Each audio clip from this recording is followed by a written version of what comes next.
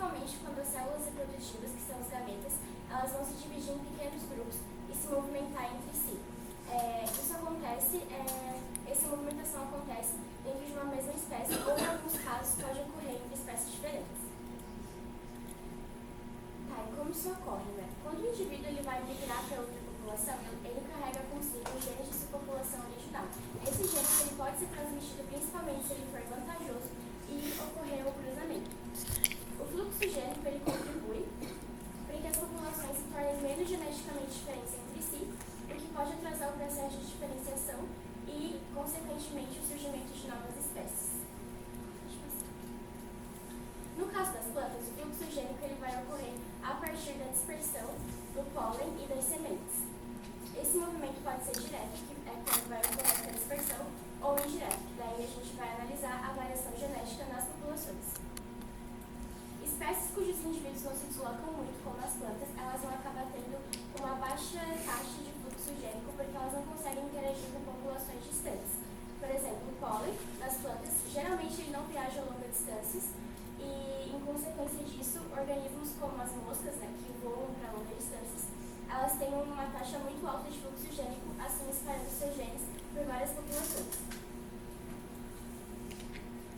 Os genes que se movem entre as populações eles podem ser vantajosos, desvantajosos ou neutros. Os vantajosos, geralmente, eles vão aumentar a frequência dos alelos daquela população. Os desvantajosos vão acabar sendo eliminados, como a Duda falou, na geração seguinte daquela população, e os neutros não vão fazer tanta diferença ou trazer alguma mudança para aquela população. Existem barreiras como rios, montanhas e até mesmo longas distâncias que dificultam o fluxo gênico.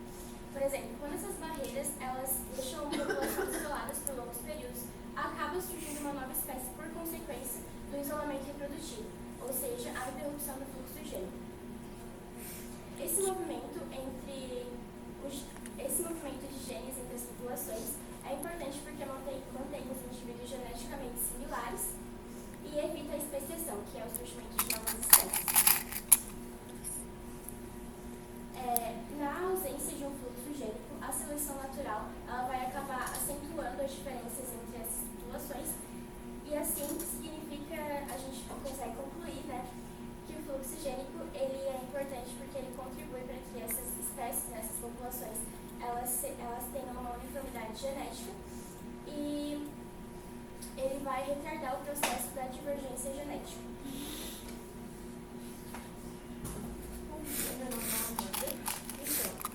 Como a Ana Júlia e o Nicolas falaram, a teoria darwinista explica que a variabilidade genética é impulsionada por fatores como mutação e recombinação gênica.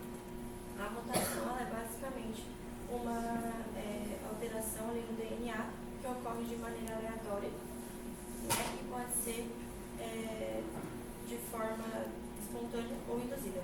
Se ela for de forma induzida, ela normalmente é por fatores agentes mutagênicos, são chamados, que são a radiação, substâncias químicas ou certos vírus. Essa mutação ela é considerada a fonte primária da variabilidade genética e ela é muito importante para a evolução.